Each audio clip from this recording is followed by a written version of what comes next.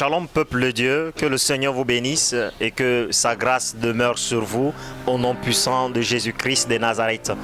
Je vais parler un peu sur le cheveu dans la Bible.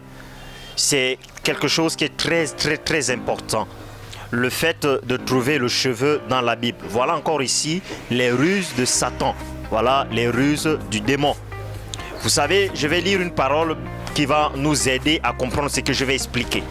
Nous pouvons ouvrir nos Bibles dans Genèse 3 à partir du verset 6. Genèse 3 verset 6. La femme vit que l'arbre était bon à manger et agréable à la vue, et qu'il était précieux pour ouvrir l'intelligence. Elle prit de son fruit et en mangea. Elle en donna aussi à son mari qui était auprès d'elle et il mangea. Amen. Dans cette histoire, nous voyons Ève qui va auprès de cet arbre que le Seigneur, Dieu Tout-Puissant, avait défendu à l'homme de manger. Ça veut dire quoi?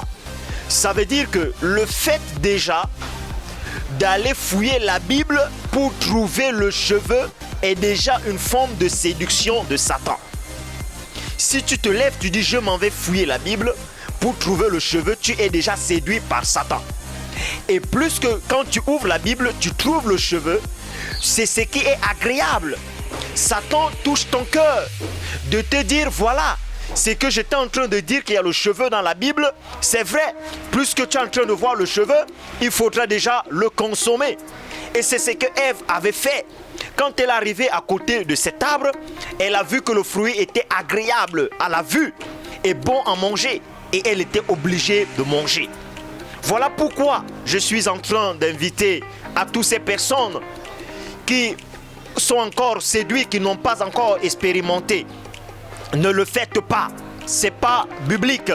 C'est pas bon du tout. Vous savez, si Satan se révélait à vous pour vous dire que vous allez trouver un cheveu sur votre lit, vous devez le prendre boire, ça devait créer un peu beaucoup de la peur.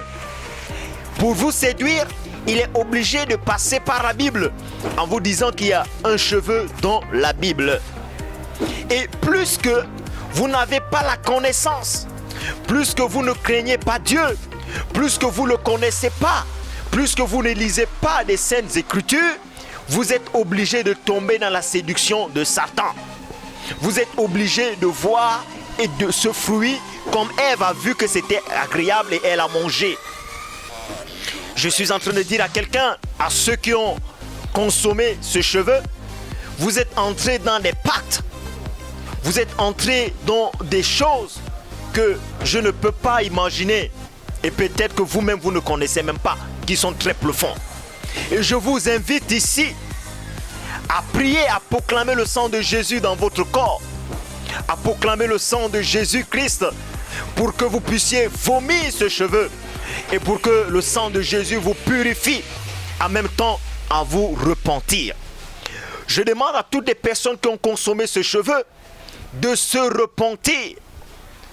repentir et d'implorer la miséricorde de Dieu et le sang de Jésus pour les purifier.